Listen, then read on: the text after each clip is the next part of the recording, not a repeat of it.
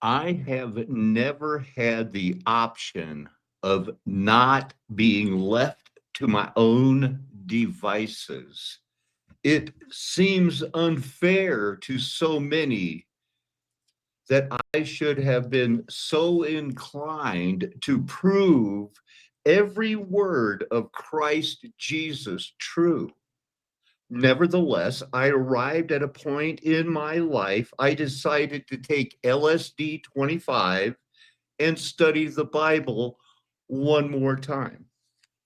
I had learned that night that I was to unconditionally trust what I said out loud to myself when I closed the Bible that night. I had come to the conclusion and spoke it out loud. I cannot find one thing wrong with anything Jesus ever said. Side note, I am reminded how much I miss the friendship bread people sent me when I was kind of a thing. I watched this one video and it talked about the foundations of Charleston, Fort Sumter, where they started the fake Civil War. The foundation started with a 2.5 foot base of sand, 2 feet of brick laid below grade on top of aforementioned sand, 5 feet of brick above grade in practicality speaking, the work of keeping things on the level and above the board equals a plan of action approved by one or more humans to be transparently honest and fair. On the level means trustworthy in public and private. You see where this is going, and we could talk about that all night. Some people are called sheeple, made wise by open eyes, and they are encouraged. Some people live and train at elevated heights due to circumstances. Others train at those elevated heights for the documented benefits of being able to go down to the lowlands and kick ass. What is an acceptable level of civil disobedience? How pre planned is a spontaneous event of civil disobedience if the mindset of the individual was not groomed in some way to react? And knowing that every nation not only was in a race to discover the fake atomic bombs, they were in a race to incarcerate people and study and torture them. We called it MK Ultra, the CIA, the Gestapo did it, the KGB. Yow, have you ever heard of that union? What is Unit 727 from Japan? None of these people went to jail. They traded that information during the Cold War. Welcome everybody to Mud Flood was Armageddon. The mud flood was the Armageddon. Don't let them tell you anything else. Please don't let them tell you anything else. Unless you're sure they have your best interest at heart. Now we're going to get to showing the disclaimer. There is not. There it is, right there. And I'm going to jump right down now to the pictures that I have. I think I wanted to start here. This came to me and said, that'd be a good thing here. We might have to look up Bologna, but let's just have it play the part of any star Fort City. Oh, I was looking up statistics and checking them here. We have a bad coach here. There he is. How bad is he? Well, Volleybox ranks him the 17,927th coach. That's from the top. 1,300 people have viewed this, 147 were looking at it. These people at Adams State that hire based on politics and DEI, they think that when I tell them, look, this guy should have never been hired. How did this happen? It's all part of proving it. They're part of that Epstein Lolita. Why did I say I was coming to Adams State? Why did I take that test and blow it away to be able to prove I'm smarter than half the students enrolled before I can get my scholarship? Little did they know I was 91% smarter.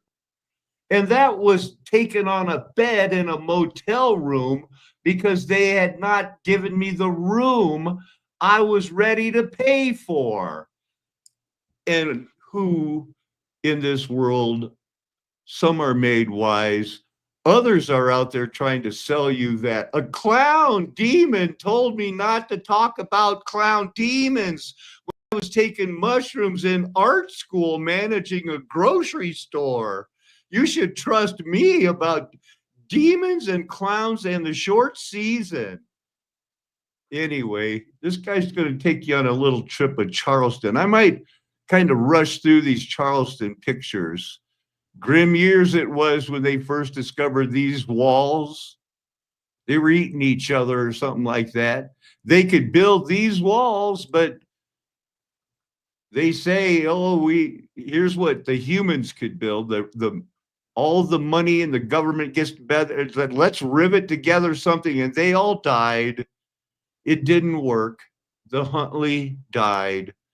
They charted everything. There's still a lot of remnants. This is Charlestown, where conspiracy are us, he's an expert on it.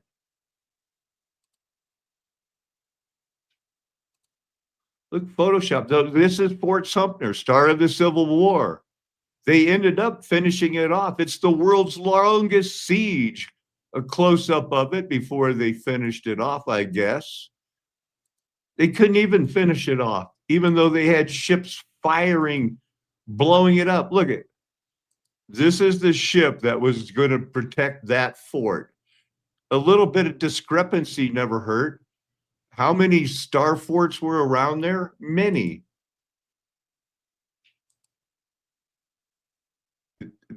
They have pictures of it complete. They surrendered it without a fight. They had a 100-gun salute to show they were surrendering. And on the 47th shot, they offered a sacrifice to the gods of whatever those Masons and Rosicrucians are into. Okay, so we'll go back to those. Yes, but I think that an individual of male sex and female gender identity should be called a trans man. This is not wrong.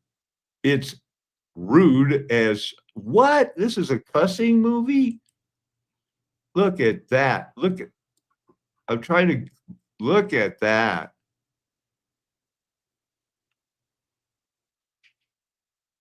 Yep. In monkey society, grooming is currency and more, said the screenshotted subtitle. I can't get over how happy these people look when they're groomed. Wait, I mean, how happy these pneuma. Who's to say whether the pneuma of the beast goes up or down? Yet many people say, let's test our makeup or whatever on these. This is natural. That's not makeup. Who's comfy? Who cares? Who's the dad and who's the mom? Who's the dad and who's the mom? You can't tell, but when you get old, you can tell because of that puberty thing and the gamete. The gamete, these animals are born with, they either produce sperm or eggs. Like what God creates. You got the sperm or you got the egg in this certain types of flesh. You know what I'm saying? Hey, happy thing, you. What? What? Oh, yeah, I got this picture and I had to. This was the picture. But Dad, sorry, you're just not as photogenic as the young thing that you're grooming there. Hey, we got Bible stuff coming too. History everywhere in the world thought that marriage was a man and a woman, but not, boy, they dig in. Wait till you see this. I think I have it pulled up earlier. So this guy just said, well, theirs was a major organization that just took back 800 trophies from men that were pretending to be women. The girl with the beret said, no way, that didn't happen. And so, boom, instant fact check. The UN reported in 2024, stated 600 female athletes, but they still called them female, have lost more than 890 medals in 29 different sports. The August 2024 report also stated the replacement of the female sports category with the mixed sex. It didn't say it's mixed sex. Male and female is mixed sex, has resulted, well, it hurts the women. Increasing number of female athletes losing opportunities. She didn't care. She said, no, the trans people deserved it. After she said it didn't happen. They didn't get it. North Pole, North Pole. This is from the Wild Dog, a Crazy World thing. And it's blood, hypersailing. If they're saying that this is hypersailing, was there a star fort underneath there and the people got killed, and every now and then hypersailing water, it's blood, right? That's what he asked. And it's called Blood Falls. They think it comes from a subglacial ecosystem. And look at that. I never saw this one before. That's interesting, huh? What would this be? Hudson Bay? There was a time when magnetic north was there. Now it's not. It's on the wandering, moving, jumping around thing. I hope I was sharing the screen. No complaints so far. I had to search, can Bologna be full of itself? I know it's Bologna. There, we'll look at it. Show us some mud floody Star Fort baby stuff. Ooh, look at that one. Ooh, Zeus or Neptune. Towers everywhere in Bologna. Look at that. I wonder if they, in the Bible, it talks about how they tore it down and then they build it back up on the foundations a little bit, something like that, maybe. We're only 4 out of 45, which tells me we are not going to have, we don't need to look at them all. Hey, let's visit the Star Fort. Okay. Wow, you get to go all the way to the top. That's pretty cool. Thought I saw one person living on the edge. Look at that. Look at that. I did see a person living on the edge. Bologna, everyone. Thank you, Mudflood. Was Armageddon? No. Or maybe. To me, that doesn't really I'm not spewing exist. anything. I'm just stating facts I plainly. have lived experience. You don't, and you never will. But I do have a question. I have for lived you. experience. What if one of your I'm alive. What if one of your kids came out as trans? How would you God react forbid. to that? I mean, I would obviously love my children, and I would try to do what's best for my children. And the best thing that I could do to be respectful and also to be conducive to their flourishing is to tell them the truth, which is that they're not really girls. Oh, come on. I can't even imagine your relationship with your children. No shade. It's great. That's a great relationship. I just cannot even imagine that. But here's the reality. We exist. Again, people like you do not have the intellectual capacity to hold conversations. What? Oh, my goodness. And the cross-sex or the puberty blockers for children, because there was the Cass review of the transgender studies. Walked into my trap, Michael. Okay. I learned about the Cass review. The Cass review was done by Dr. Hillary Cass, a pediatrician, on behalf of the NHS. Yep.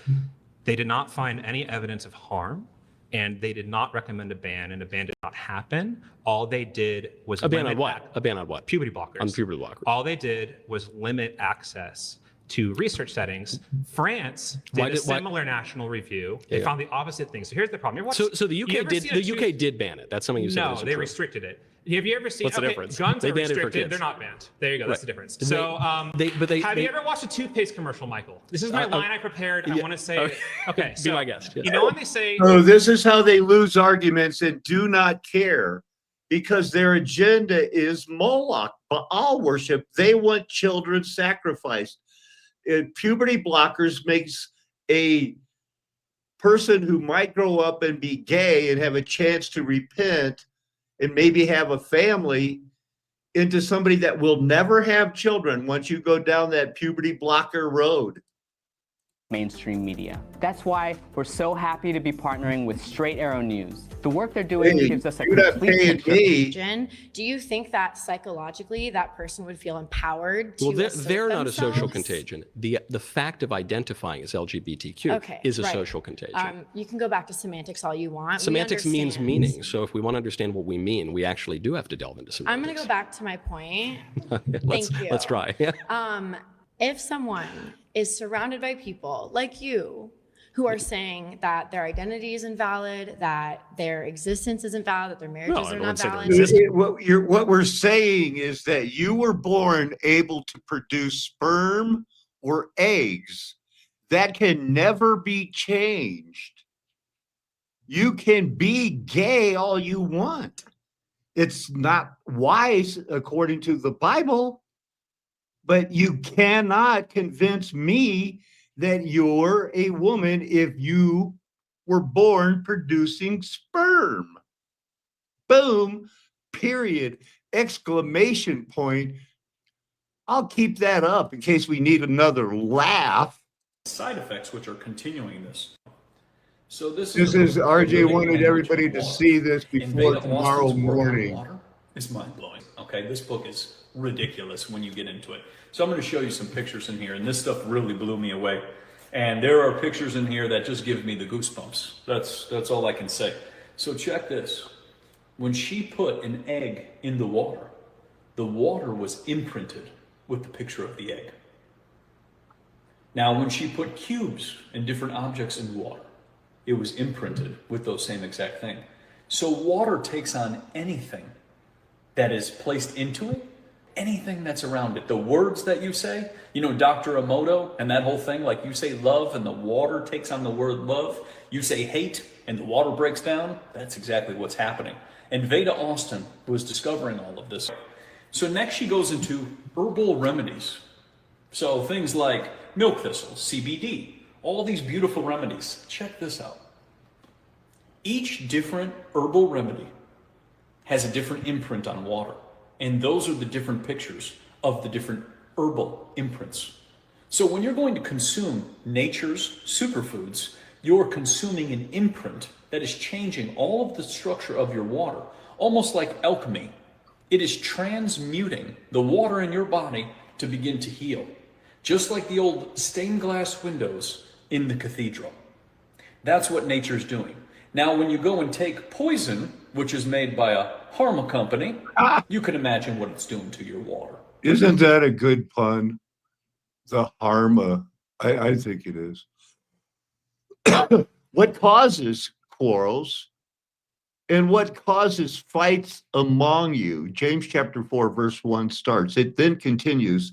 Is it not this, that your passions are at war within you? You desire and you do not have, so you murder, you covet, you cannot obtain, so you fight and you quarrel. You do not have because you do not ask. Side note before I continue in verse 3, you do not ask because why? Is it a shame of what? I need a little help. How you doing today? I need help on this one thing. Maybe somebody's waiting to help somebody. You ask, verse 3 starts, and do not receive because you ask wrongly to spend it on your passions. You adulterous people. Do you not know that friendship with the world is the opposite of friendship bread? Wait, I still hung up on that. It was so yummy. Do you not know that friendship with the world is enmity with God? Therefore, whoever wishes to be a friend of the world makes himself someone at enmity with God. Or do you suppose that it is of no purpose that Scripture says he yearns jealously over the Spirit that he has made to dwell in us? Now, when is it proper to be jealous? If you really are perfect and all eyes should be upon you to protect your reputation, to protect your name, to learn from that person, a jealous God that knows everything has every right to say, people should look and see what I had planned for this. Two Empires Chatton's classification, the Two Empires system. You'd think that figured that out a long time ago. No, 1938, because it's all Satan was loosed in 1711. September 9/11 started 2001 started the last 45 years of Daniel. I know, we can't believe it either. Now there's less time than the 45. It's like, wow, I remember when it was like halfway and then it like, oh my goodness. I mean, to know about this when there was like, oh man, there's only 33, 34 years left. What are we going to do? I'll have to know. It came out in 2016. So you do the math. I don't want to say it's 33 or people are going to say I planned that because I'm trying to sell my book about where I predicted all of this. Anyway, it's all brand new. I'm not trying to sell my book. I'm practically giving it away. It's better than the clown makeup nonsense. That made up the actual wall in its original form. And then it's gone through some different repairs and changes since then. We're finding a huge amount of rubble that is Bermuda stone. So we know that this 1769 wall had a Bermuda stone foundation. And there is a huge amount of Bermuda stone here that's kind of been mucked out and reused or recycled as fill in those 19th century repairs. So I think the Bermuda stone is a key indication that this is that 1769 line, and somewhere in this repair material are parts of the 1769 wall. Looks remarkably nice. This wall would have been on good a beach in 1769, and now the Ashley River is 100 feet out that way. Some of it was underwater. It should be between 15 and 20 feet tall. And it was originally put on, this is what I do know, it was originally put on a palmetto log raft foundation and then covered with mud so it wouldn't move in the silty, swampy soil. The 1769 wall is the first.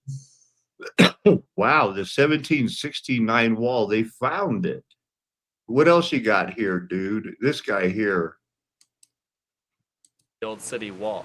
He used a team of slaves to help him build the wall. There were about 30 slaves that worked in the spring, summer, and fall to work on the wall. It took a few years to build. They didn't work in the winter because they'd be standing and waist up in water.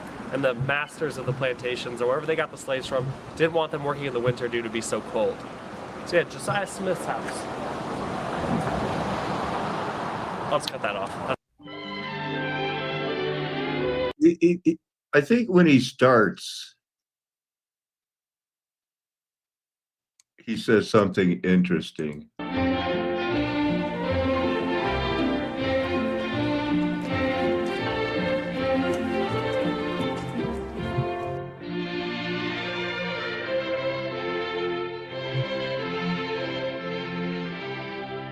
This is still the same town. It's like looking at an old We're at the home of Starbucks. Josiah Smith. He was one of So earlier he talks about it's built on a foundation of seashells and things, and that if another earthquake hits, is this part where he says that? actually under some of these old antebellum homes is where the old wall used to run. So under the foundation of these homes is the old wall, if you dig deep enough. This whole street actually wasn't here when the old wall was here. It was actually just ocean. It wasn't until the seawall was built where the street came to be. This is actually a bed and breakfast, not a bar. At this intersection is where the old drawbridge. I'm going to give him one more chance. This is East Battery Street, one of the most beautiful streets. All right. Well, what I was looking for him to say was that because it was built on a foundation of oyster shells and rubble, there's a lot of voids in it. And if another earthquake hits, he said it's going to liquefy. There's still a chance that there's another video pulled up about Charleston where he says that, but I find it interesting. I hope you do too. We're keeping that. We're done with this guy. What is grade? I looked it up, keep it on the level. It has to be on the level. And we know that those aqueducts measured to 0.04 grade. So, because you don't want the water rushing into your city. That would cause problems of its own. Color of the grading, civil engineering. Who mastered it? The guys that built this or the guys that had to learn how to do this so that they could excavate it and lower it gently? Look, it's time to quit pretending. I wonder what happened. Mud flood was Armageddon. Here's the other deal. You can see here is actually part of the remnants of that Half Moon battery. And when the Exchange building was Conspiracy RS, it's not that he's beating a dead horse. There is something to the Charlestown thing. constructed, it was built right on top of the foundation of the Half Moon battery. They took the gun placements out, certainly, and then built the Exchange building right on top of that. So what would you attribute the sturdiness of the building to? Well, I would attribute it to the construction design. It's referred to as Georgian Palladian, but the pillars that we have in the cellar here are all solid pillars. They provide a very sturdy foundation. Does that look easy? Or does that look hard? Remember, those people said, we don't want no taxation without representation. And in the meantime, I mean, if you look at the silversmith Paul Revere who did this thing, if you look at some of his work, that's actually like, this is real Paul Revere. Why can't he spell very well? And he's not the artist that you'd say like, wow, look at that stuff they could make back in 100 years earlier. And yet they could build this. These were their offices. And then the archways actually contribute to the strength of the building itself as well. And it survived a number of hurricanes that have been through the area, including Hugo that was here in 1989. That was the one, huh? More impressively than that, it survived an earthquake that we had back in 1886. Let's see some Fort Sumter before we look at some more Fort 40 years to the day. Sure. You know, amazingly, the Charleston area was under siege for a year and a half. But it wasn't the siege that brought the Confederate flag down here. It was something totally different. It's the huge army of General William Tecumseh Sherman that had been done with Georgia, leaving Savannah, and now moving through South Carolina. This huge army is moving west of the city, basically cutting Charleston off from the rest of the world. The remnant of the Confederate Army that was left here realized that they didn't have any options. So with the coastline still open all the way to North Carolina, on the night of February 17th, the last of the Confederate Army abandoned the Charleston area, which was a very hard, heartbreaking decision to do, to abandon Charleston, the city known as the cradle of secession. So the very next day, Union troops started to walk right in at their leisure. Stars and Stripes goes up, and the Civil War is basically over. And once again, they had a few battles where they did that, charge the beach. And remember that D-Day, 6th of June invasion, there was only one beach that really encountered any trouble because only one beach was being guarded by prisoners, and when they ran out of ammo, they just got executed by the Americans.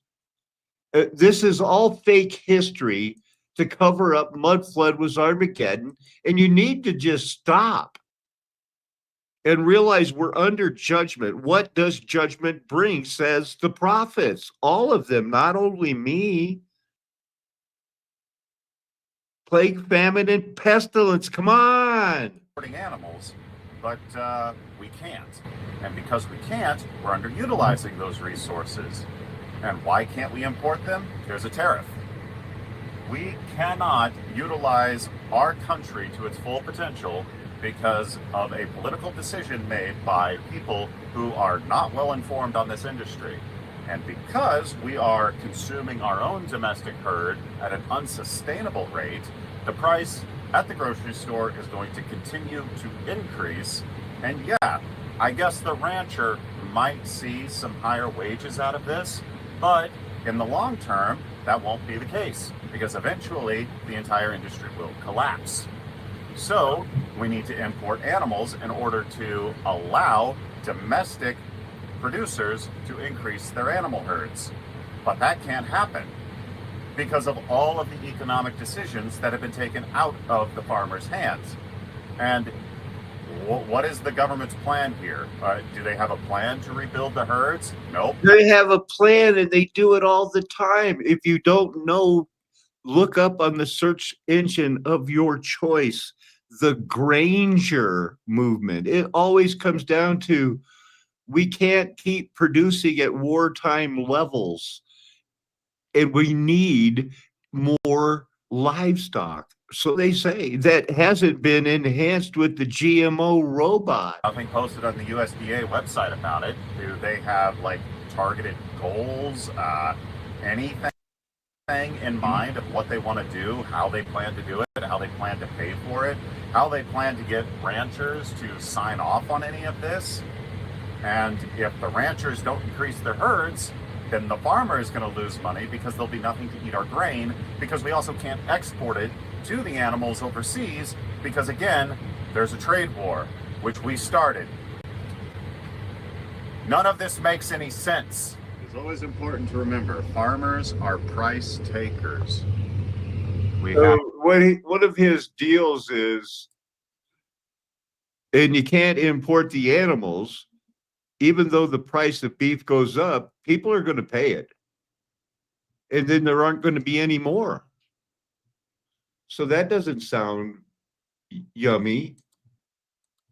Social grooming, behavior in which social animals, it says, even humans, clean and maintain one another's bodies and appearance. Reinforce social structures and family links. That's not what grooming is anymore. That's what if they changed it to? What? Look, they're grooming in the wild. Hey, you, what are you doing? Huh?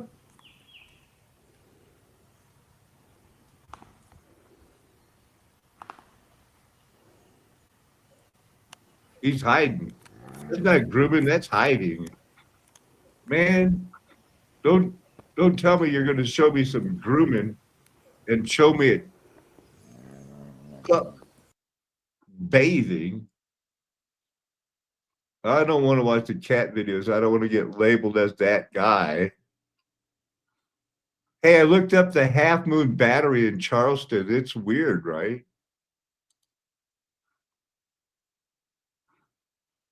They don't know when this came out. They know it's still there, though. Part of it. They dug it out. They didn't know it was. I shouldn't say. They know it's there now. But it was like this before. Okay. And then I think I have a video or some other pictures of where it is now and The whole thing, and I'm about to wrap it up, because I'm busy. So they found it underground. They cleaned it up and they made it a tourist area. This is that jail/dungeon/provost where the man takes people on tours and tell them there was no mud flood. The earth is round, and I want to go to NASA because I can get hooked up with the Go to Mars crew with Elon Musk. Yay! So here's that Half Moon battery, the old exchange. Is this an advertisement?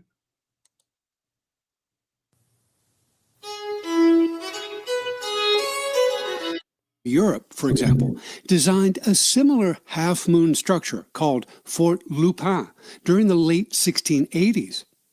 Standing on the riverbanks of Saint-Nazaire-sur-Charente, just south of La Rochelle, the semicircular shape of Fort Lupin may have been familiar to some of the French Huguenot refugees who emigrated to South Carolina during that turbulent decade.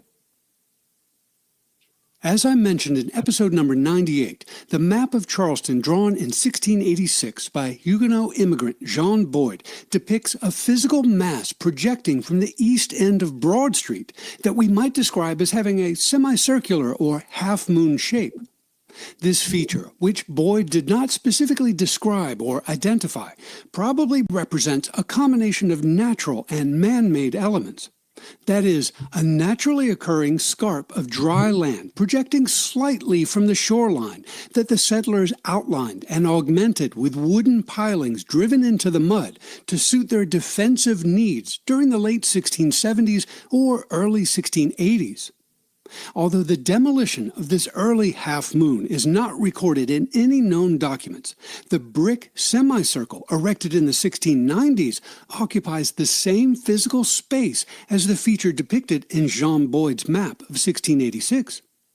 Rather than describing Charleston's half-moon battery of the 1690s as an example of an outdated fortification design, therefore, it might be more accurate to view its construction as the robust renovation of a pre-existing half-moon revetment built of less durable materials at the same site more than a decade earlier. The construction of the Half Moon Battery was part of a larger campaign inaugurated in 1694 to build Charleston's first permanent fortifications along the Cooper River waterfront. On June 20th of that year, the South Carolina Confederate spies, as well as to millions of dollars in hard currency or gold, much of it used to bankroll clandestine activities against the U.S. North. The general sympathy of the Canadian authorities meant that these agents could act openly, although the city included Northern spies as well. In April of 1864, President Davis sent 3 commissioners, including the former U.S. Secretary of the Interior and a former U.S. Senator, to Canada aboard the blockade runner Thistle to coordinate activities against the North. There they helped to locate escaped Confederate prisoners of war, refugees. They felt that he must be aware of their purposes. The plan was once again called off. Headley wrote the feints in Boston, Philadelphia, and Cincinnati likewise were not attempted. Wow, there was a lot of people, wasn't it? The history guy, you can learn so much from this guy, but you got to read between the lines, man. The danger seemed to have passed. Butler and his force were removed, but the saboteurs were still in New York. They could no longer affect the election and were helpless to aid. What? What's this with, the Confederate plot to burn New York? I thought this was the one about...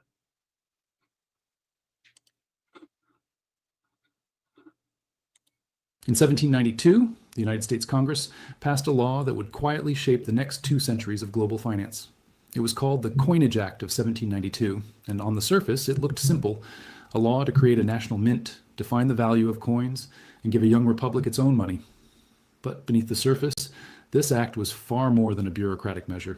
It was the founding blueprint for American money, a system built on silver, gold, and trust, and the moment the U.S. decided how wealth itself would be defined. Yet, over time, the core principles of this act were forgotten, twisted, or deliberately erased. What began as a promise of honest money turned into a machine of credit, inflation, and manipulation. Picture the scene. Philadelphia, 1792. The nation was barely a decade old. George Washington sat as the first president, And Alexander Hamilton. He's going to break this down for a minute. Go. To the word dollar as we know it. It defined value, not in arbitrary paper, but in measurable reality. Metal that could be held. Kind of like a measurable reality. Are you a producer of sperm or eggs? Tested and trusted. And for decades, that system worked remarkably well. The dollar gained a reputation as one of the most honest currencies in the world.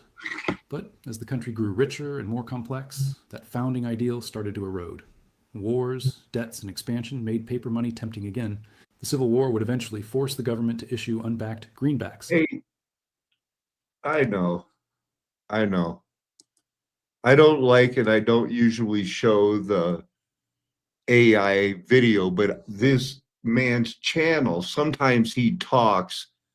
He has a busy life also, but he's chosen to go down let the AI overdub it. Not a fan, but I am. The truth is the truth. Thank you for being here tonight. It's a flat earth nation. The golden age is past because the mud flood was Armageddon. I know me and my friends are never going to tell you anything else. I wonder why we would. We have your best interest at heart. Amen. Hallelujah. Aho. Aloha. Arrivederci. Ciao. Sayonara. Averse. Nakame. Adios, amigos.